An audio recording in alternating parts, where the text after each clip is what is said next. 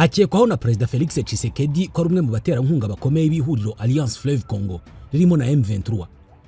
Wahoze ari Perezida wa Repubulika ya Demokarasi ya Congo Joseph Kabila Kabange wamaze imyaka 6 acecetse yamaze gushyira iherezo ku guceceka kwe.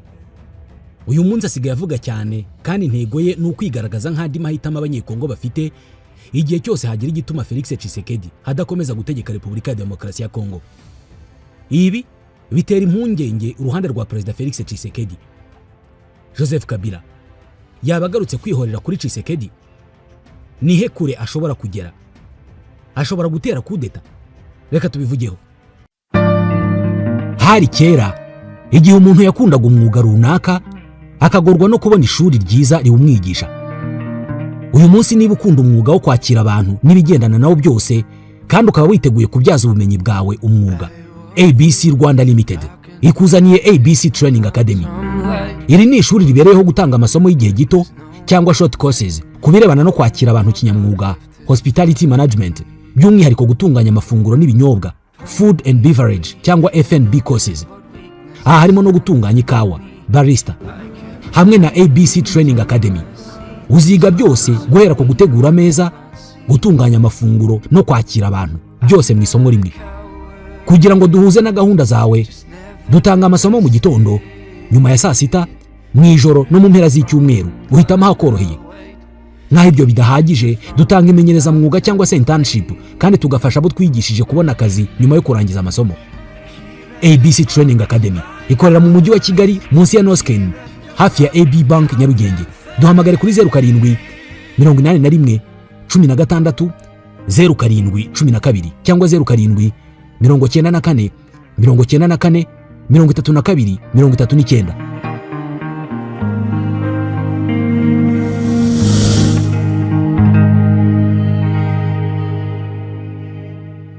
Joseph Kabila asobanukiwe kurusha abanyapolitike benshi akamaro ko guceceka. Gusa nawe ubu yamaze kubona aho guceceka bigarukira. Nyuma yo kuva ku butegetsi mu kwezi kwa mbere mu 2019, Perezida Kabila Joseph yahisemo kuba mu bwiyoroshye bukomeye. Iyi ngamba yamufashije gukomeza gutera impungenge ubutegetsi buriho. Ariko uku guceceka nako ntabwo kwabuze ingaruka, kubera ko kwahaye abo bakorana cyangwa se abayobozi b'ishyaka rye inshingano iremereye yo gusobanura ukutavuga kwe. Ni mu gihe Perezida Felix Tshisekedi amushinja gufatanya n'inyeshyamba za M23. Ibintu byose bijyanye n'iyobera ryitwa Kabila hafi ya byose byaravuzwe muri iyi myaka 6 ishize, ariko buri gihe bikavugwa mu magambo yabo bamwegereye. Mbere bamugaragaje nk'umukuru w'igihugu utekanye wishimiye kuba yaragejeje Repubulika ya Demokarasi ya Congo ku ihererekanya ry'ubutegetsi rya mbere ridateje imvururu mu mateka y'iki gihugu. Nubwo ibi byabaye nyuma y'amatora yaciwemo ibice kandi yakerereho imyaka 2 yose. Kuva hatandukaniye na Perezida Felix Tshisekedi mu mwaka wa 2021 kandi uko umutekano wagiye urushaho kuba mubi mu burasirazuba bw'igihugu, abasesenguzi batandukanye ba politike batangiye kumushushanya nk'umugabo wacitse intege ariko wifuza kwihorera. Nk'uko babivuga, afite umuhate wo kugaruka mu ruhando rwa politike byanashoboka akongera kuyobora kiriya gihugu kinini. Joseph Kabila yagarutse mu itangazamakuru binyuze mu nyandiko ndende yasohotse ku itariki ya 23 y'ukwa kabiri mu kinyamakuru Sunday Times cyo muri Afrika y'Epfo. Muri iyo nyandiko yamaganye imiyoborere mibi y'uwamusimbuye, ntiyanatinya kumwita umunyagitugu, ndetse amushinja kuba nyirabayazana w'ibibazo biri mu burasirazuba bwa Repubulika ya Demokarasi ya Congo. Iyi mvugo ikomeye gutya yavugishije benshi. Ikurikirwa mu kwezi kwa gatatu n'ikiganiro yagiranye n'abanyamakuru ba televiziyo yo muri Namibia, ndetse n'ikiganiro yagiranye n'itangazamakuru cyabereye muri Afrika y'Epfo. Iyi myitwarire yo kwigaragaza mu itangazamakuru yaratunguranye cyane ku muntu utarigeze yemera gutanga ikiganiro na kimwe kuva yava ku butegetsi.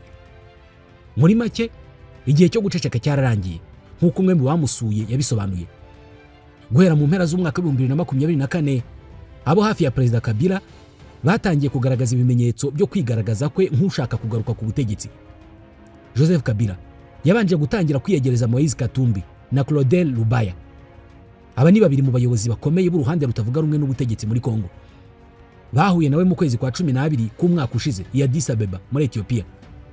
Nyuma yaho bamwe mu bamwegereye batangaje ko hari umugambi wo gukora urugendo mpuzamahanga by'umwihariko i Burayi no muri Leta Zunze Ubumwe za Amerika, nubwo nta bikorwa bifatika byari byatangajwe. intego yari ukugaragaza ko hari igihe cyose byaba ngombwa ko yongera kuyobora igihugu. Ariko se Joseph Kabila agamije iki? Nk'uko abamwegereye babivuga, ntabwo bashaka kuvuga ko agarutse muri politike kubera ko bavuga ko atigeze yirekana gato. Ahubwo abamuvugira mu itangazamakuru bavuga ko ari igice cyishyirwa mu bikorwa ry'umugambi we mugari ufite intego ebyiri: kurinda ibyo afata nk'umurage we wa politike no kugira uruhare mu biganiro by'ubwumvikane bishobora kurangiza intambara mu burasirazuba bwa Kongo. Yaretse ubutegetsi buriho ngo bwigaragaze kugira ngo abaturage ubwabo bazicira urubanza, ni kumwe mu bahoze ari ba ministre muri guverinoma ye yabivuze. Kuri we biragaragara ko akaduruvayo kari mu gihugu ariko kamugaruye. Iri garuka rye ryari rimaze igihe ryitezwe. Rije mu gihe umutwe wa M23 wafashe Goma na Bukavu, imijyi ibiri minini yo mu burasirazuba bwa Kongo. Ibyatije ingufu kudohoka k'ubutegetsi bwa Felix Tshisekedi. Mu byumweru bishize, Perezida Tshisekedi yashatse kwerekana ubushake bwo kwiyunga n'abatavuga rumwe nawe, atangaza ishyirwaho rya guverinoma y'ubumwe ndetse no kurekura bamwe mu banyapolitike bafunzwe. Gusa hafi ya bose mu batavuga rumwe nawe barabimwangiye kubera ko babona ko ibibazo biri muri Kongo uyu munsi ari amahirwe kuri bo yo kongera kugira ijambo muri politike nyuma yo gutakaza igice kinini cy'ubutegetsi mu matora aheruka. Kabila yaba yarabonye inyungu mu bibazo bya politike Tshisekedi arimo uyu munsi ku buryo byamufasha kugaruka? Mu gihe abantu bari bamaze imyaka 5 bategereje impinduka mu ishyaka rye Parti du Peuple pour la Reconstruction de la Démocratie, PPRD, uyu wahoze ari perezida Kabila yakoranyije abayobozi bakuru b'ishyaka rye i Nairobi hagati mu kwezi kwa kabiri. Yahaye Aubin Minaku wahoze ayobora inteko ishinga amategeko umwanya wa vice perezida w'ishyaka, amusaba kuyobora ishyaka afatanyije na Ramazani Shadari. Iyi mpinduka igaragaza ubushake bwa Kabila bwo kongera kubaka itsinda ry'abanyapolitike bashobora guhuriza hamwe abatavuga rumwe na leta. Ariko se iyi nzira izamufasha gutegura no kwihutisha igaruka rye muri Repubulika ya Demokarasi ya Kongo? Nubwo abo hafi ye bavuga ko nta kimubuza gutaha, Joseph Kabila ntabwo yigeze asubira muri Repubulika ya Demokarasi ya Kongo kuva mu kwezi kwa mbere mu 2024. Umuvandimwe we witwa Zoe amara igihe kinini muri Afurika y'Epfo, mu gihe mushiki we w'impanga Janet nawe yavuye Kinshasa. Abenshi mu bamwegereye bahisemo inzira y'ubuhungiro. Icyakora hari bake bagumye hafi ye, barimo Kibaya bin Karubi, umujyanama we mu bya diplomasi wanamushakiye uburyo bwo kugaruka mu itangazamakuru. Kabila atuye muri Afurika y'Epfo, aho nk'uko ababizi babivuga ngo arimo gukora ubushakashatsi muri kaminuza ya Johannesburg. Ariko aragenda ashyira intera hagati ye na Afurika y'Epfo nyuma yo kubona uko umubano wa Cyril Ramaphosa na Felix Tshisekedi ukomeje kumera neza. Mu byumweru bishize yagendereye ibihugu byo mu karere. Yabanje kujya muri Namibia no muri Zimbabwe, igihugu cyahungiyemo John Numbi, umwe mu basirikare bakuru be ba kera. Hagati mu kwa gatatu yagiye Kampala ku butumire bwa Perezida Yoweri Museveni. Nk'uko abo bamwegereye babivuga, yagiye Kampala mbere yo gukomereza Nairobi no gusubira Johannesburg. Uyu muryango wa politike wa Kabila utera impungenge nyinshi ubutegetsi bwa Repubulika ya Demokarasi ya Kongo, bwikanga ko Kabila yaba ategura ihirikwa ry'ubutegetsi. Felix Tshisekedi amaze iminsi ashinja uyu yasimbuye kugira uruhare mu bufatanye n'umutwe wa M23 na Corneille Nangaa uhoze ayobora komisiyo y'amatora. Nubwo Kabila yagiranye umubano ukomeye na Nangaa kandi akaba atarigeze amwikuraho kuva yareka kuba perezida wa komisiyo y'amatora, ku itariki ya 18 y'ukwezi kwa gatatu yahakanye ibyo ashinjwa byo gushyigikira M23 cyangwa se ko yaba ari umwe mu baterankunga bayo. Icyo gihe yaragize ati yomba mfite aho mpuriye na M23, ibintu byari kuba bitandukanye nuko bimeze uyu munsi. Yemeje kandi ibyago byo guhirikwa k'ubutegetsi, avuga ko biri hose mu gihugu. Mu kugerageza kurwanya Kabila, abanyapolitike batandukanye bo mu butegetsi bwa Kongo bamaze igihe bavuga ko Kabila Joseph ngo atari umunyekongo ahubwo ngo ni umunyarwanda. Ibi ntabwo byavuzwe mu myaka 18 yose yamaze ategeka Repubulika ya Demokarasi ya Kongo. Vice Ministre w'intebe wa Repubulika ya Demokarasi ya Kongo akaba na Ministre w'ubwikorezi Jean-Pierre Bemba yikomye Kabila wahoze ari president, avuga ko atari umunyekongo ahubwo gakomoka ku babyeyi b'abanyarwanda. Bwana Bemba yabivugiye mu nama yabereye ahitwa Ikintambo ni muri Kinshasa ku gatandatu ku itariki ya 22 y'ukwezi kwa gatatu mu ruzinduko rwiswe urwo gukunda igihugu amaze iminsi akorera hirya no hino muri Repubulika ya Demokarasi ya Kongo. Bemba utarahwemye gukozanyaho na Kabila ubwo yarakira umukuru w'igihugu yavuze ko Kabila Joseph atari umwana wa Laurent Désiré Kabila kandi ko nyina ngo ari umunyarwandakazi. Ati Joseph Kabila ntabwo ari umuhungu wa mzee Laurent Désiré Kabila, na nyina ni umunyarwandakazi. Ati se yasize ubuzima bwe mu ntambara yo kurwanya Mobutu. Bwana Bemba yavuze ko izina Kabila Kabange yarihawe n'uwitwa Ngoyi Mukena. Uyu ngo yaje kwicwa kugira ngo hahishwe ibimenyetso. Bemba ukomoka mu muryango wari hafi ya Mobutu Sese Seko yavuze ko atemera impinduramatwara ya AFDL yashinzwe na Laurent Désiré Kabila, bikaba byaratumye ashinga umutwe w'inyeshyamba wa MLC. Uyu mugabo yongeye kwibasira Joseph Kabila nyuma yuko ubwo yari Bandundu yavuze ko Kabila atari nyuma ya AFC M23 gusa, ahubwo yanashinze indi mitwe myinshi y'abagizi ba nabi. Yavuze ko Kabila afite umutwe wazonze abaturage muri Maindombe, Kwilu, Kwango ndetse no mu majyaruguru y'uburasirazuba bwa Kinshasa. Mu 2019 ubwo Joseph Kabila yabazwaga na Jeune Afrique ku bivugwa ko ari umunyarwanda, yasubije ko nta muntu n'umwe umurusha kuba umunyekongo. Ati undusha kuba umunyekongo ukunda igihugu kundusha uwo ntabaho. Ati data yahoraga tubwira ubudasiba ko ikintu cy'ingenzi ari urukundo rw'igihugu cyawe, ibindi ni inyongera. Nyuma y'imyaka 5 atagaragara muri politike n'itangazamakuru, Joseph Kabila uyu munsi arimo aravuga kurusha abanyapolitike benshi muri iki gihugu. Avuga ko ikibazo cya Repubulika ya Demokarasi ya Kongo kitarangirira ku mutwe wa M23. Anashinja Tshisekedi kugerageza kwerekana ko ari umutwe w'abanyamahanga urwana nta mpamvu zifite ishingiro urwanira. Yabwiye Sunday Times yo muri Afrika y'Epfo ko impamvu nyamukuru y'iki kibazo ari ubushake buboneka bwa leta iriho bwo kwica amasezerano yavuye mu biganiro byahuje abanyekongo Isan City bikageza ku itegeko nshinga ryatowe mu 2006. Kabila yavuze ko kugerageza kose kurangiza iki kibazo wirengagije imizi yacyo bitazageza ku mahoro arambye. Perezida Tshisekedi na guverinoma ye bakomeje gushinja Kabila kuba inyuma ya M23 no kugerageza kunaniza ubutegetsi bwe. Mu rwego rwo kwirinda ko Kabila agaragara nk'umuntu ushaka guhungabanya igihugu, abo ku ruhande rwe bamushushanya nk'umuyobozi ushobora gukiza igihugu. Mu bihe turimo ashobora gutabara igihugu, ni kumwe mu bayobozi ba PPRD wari Nairobi mu kwezi kwa kabiri bivuga. Undi wahoze ari ministre we yongeraho ati intambara turimo uyu munsi Kabila yayinyuzemo inshuro nyinshi, yarwanye na M23 mbere. Ati ntago twakagombye kwirengagiza ubunararibonye bwe. Kabila asa n'ukomeza gukina neza n'amagambo ye. Ku itariki ya 3 y'ukwa gatatu mu kiganiro yagiranye na televiziyo yo muri Namibia yaragize ati intego yacu ni ukubaho twiteguye igihe cyose gukorera igihugu cyacu. Benshi babyumvisemo gutangaza ko yiteguye kongera kuba perezida wa Kongo. Kugaragaza ko ari undi muntu ufite ubushobozi bwo kuyobora igihugu nyuma y'imyaka 16 yamaze ku butegetsi ntabwo ari ibintu byoroshye. Ibikenewe byose kugira ngo abe yagaruka biracyari mu rujijo. Nubwo ishyaka rye ryavuguruwe ariko naryo riracyari mu kibazo cyo kutagira imbaraga mu bya politike. Abanyapolitike bamushyigikiye bahisemo kutitabira amatora aheruka kandi ntabwo bemera ububasha bwa leta ya Tshisekedi. Nubwo yagaragaje ko yemera ibiganiro byatangiye na Kiliziya ku gukemura ikibazo cy'umutekano mu burasirazuba, yanze gahunda y'ibiganiro aho Felix Tshisekedi yakomeza kuba perezida. Ibintu byakwangiza amahirwe ye yo kugira icyo ageraho.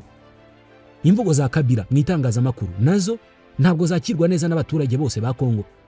Kubahitamo kuganira ibibazo bya Kongo mu itangazamakuru mpuzamahanga, by'umwihariko mu binyamakuru byandika mu Cyongereza, nabyo byatangaje benshi. Bamwe bamushinja ko atitwaye neza mu gihe cyo guhererekanya ubutegetsi mu 2018. Ku itariki ya 18 y'ukwezi kwa gatatu, Kabila yasubije ibingi bashinjwa. Ati ntabwo njya nicuza mu buzima bwanjye. Amakosa dukora mu buzima atuma tugira imbaraga. Kwicuza iyo uri umunyantege nke birushaho kongera kukugira umunyantege nke. Ati numva ko ndi umunyembaraga uyu munsi. Ni twebwe ubwacu tugomba gukosora amakosa twakoze. General Major Joseph Kabila ni umuhungu wahoze ari perezida Laurent Désiré Kabila wirukanye mu butu ku butegetsi. Yategetse Repubulika ya Demokarasi ya Kongo imyaka 18 yose. Ava ku butegetsi mu 2019 asubira kwiga. Ubu aba muri Afrika y'Epfo.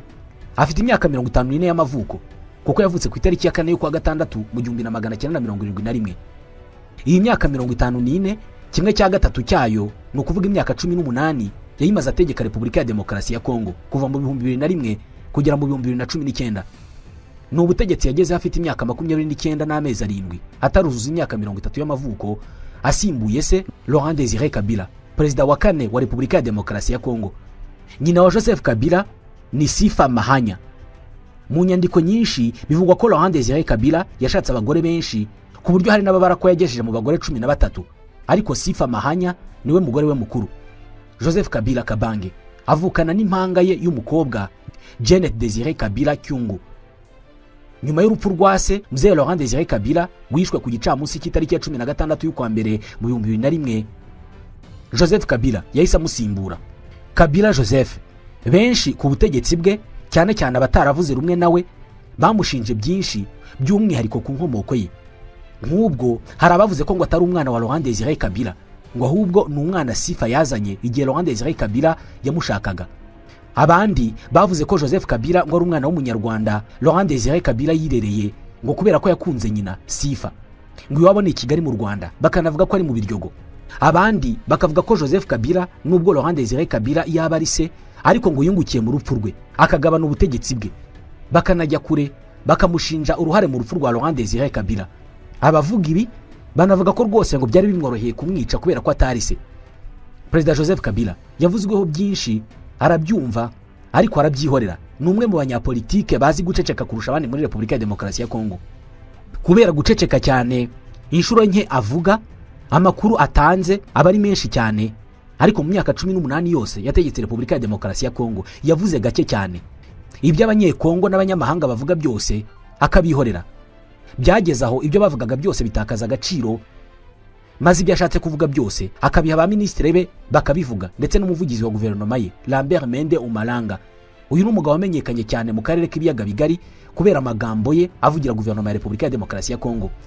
Ibindi birebana n'imiterere n'ubuzima bwa Joseph Kabila birimo kuba yarabaye umusirikare wo ku rwego rwa general ku myaka mike yari afite, akagera haba perezida muto cyane muri Afurika.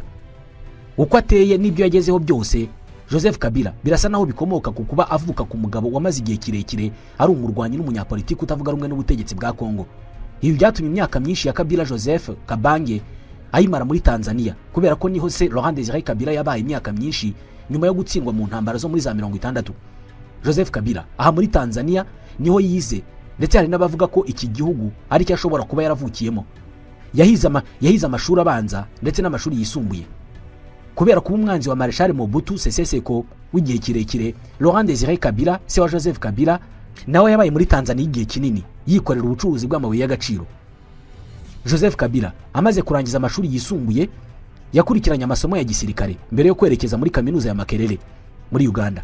Mu kwezi kwa 10 mu 1996, Laurent Désiré Kabila yayoboye impuzamashyaka ya AFDL atangiza urugamba rwo kubohora Zaire, no kuvuga guhirika ubutegetsi bwa Mobutu bwari bumaze imyaka irenga 30. Zimwe mu nyandiko zivuga ko icyo gihe Joseph Kabila wari ufite imyaka 25 yahawe inshingano yo kuyobora inite yihariye y'abasirikare bato biswe ba Kadogo. Muri urwo rugamba Joseph Kabila bivugwa ko yarwanye mu buryo bukomeye cyane.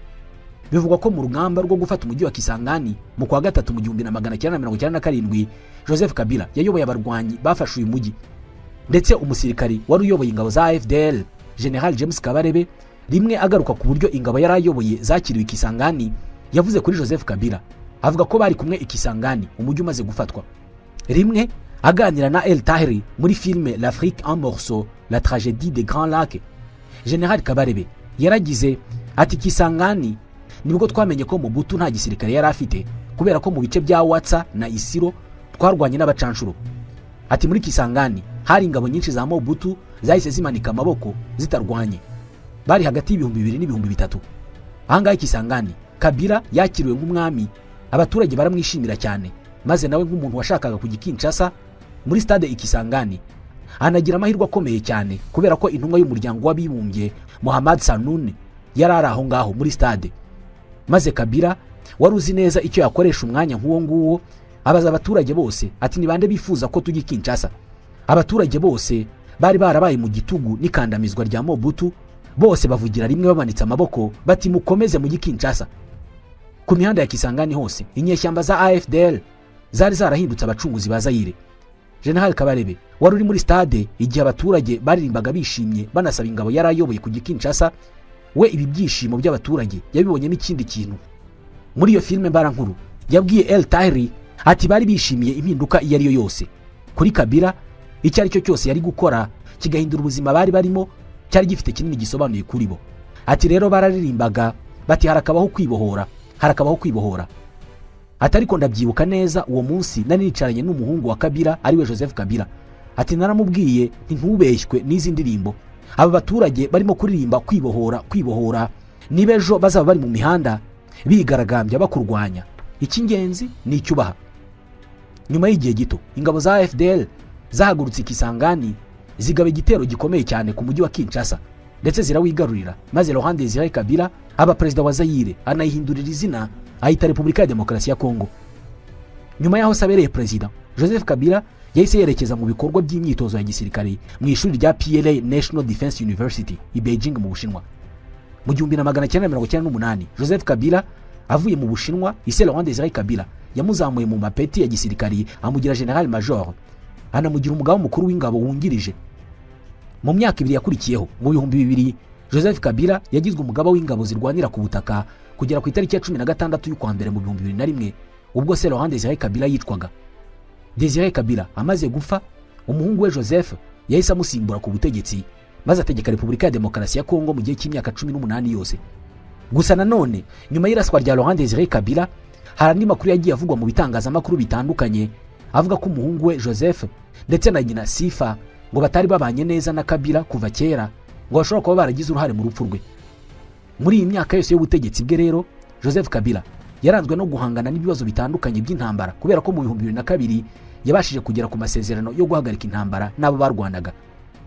Iki gihe hashyizweho guverinoma y'inzibacyuho yari irimo we n'abakomotse ku mitwe yarwanyaga ubutegetsi bwe, yarimo RCD Goma na MLC ya Jean-Pierre Bemba. Kabila Joseph yabashije kumvikana n'abamurwanyaga, bahuza abarwanyi n'igisirikare cya Kongo, barema igisirikare gishya cyahawe izina rya Forces Armées de la République Démocratique du Congo, FARDC. Kabila yategetse Kongo nyuma yo gutorwa ku nshuro ya mbere mu 2006 no mu 2012. Ku butegetsi bwe yazamuye ingengo y'imari ya Kongo ayigeza kuri miliyari 5 z'amadolari buri mwaka, ariko nawe ntabwo umutekano mu burasirazuba bwa Kongo yabashije kuwugarura. Imitwe y'abanyekongo bavuga ikinyarwanda yahanganye n'ingabo ze, irimo CNDP ya Laurent Nkunda kuva mu 2004 kugera mu 2009, ndetse na M23 mu rugamba rwayo rwa mbere kuva mu 2012 kugera mu 2013. Gusa nawe yarinze ava ku butegetsi ikibazo cy'umutekano muri iki gice cya Kongo atakiboneye umuti. Ni byinshi yakoze, ariko icyanyuma ni ugutinza amatora kuva mu 2016 kugera mu 2018 ubwo yafataga ubutegetsi akabuha Tshisekedi mu bwumvikane bwabayeho. Amaze kuva ku butegetsi, Kabila Joseph wamenyekanyeho guceceka cyane nabwo yaracecetse, aragenda buri rwirengero, ariko aza gushwana bikomeye n'uwo yasigiye ubutegetsi. Ava muri Kongo avuga ko agiye kwiga muri Afrika y'Epfo, ariko abandi bati yahunze ubutegetsi. Ndetse ubutegetsi bwa Kongo bwageze naho umushinja gufatanya na M23 ndetse na AFC ya Corneille Nangaa, ariko Kabila arabihakana. Kuva yava ku butegetsi yaracecetse cyane kugera mu ntangiriro z'uyu mwaka wa 2025 ubwo Tshisekedi yamushinjaga gufatanya na M23, maze Kabila wacecetse igihe kinini atangira kujya mu bitangazamakuru. None dore aho ibintu bigeze.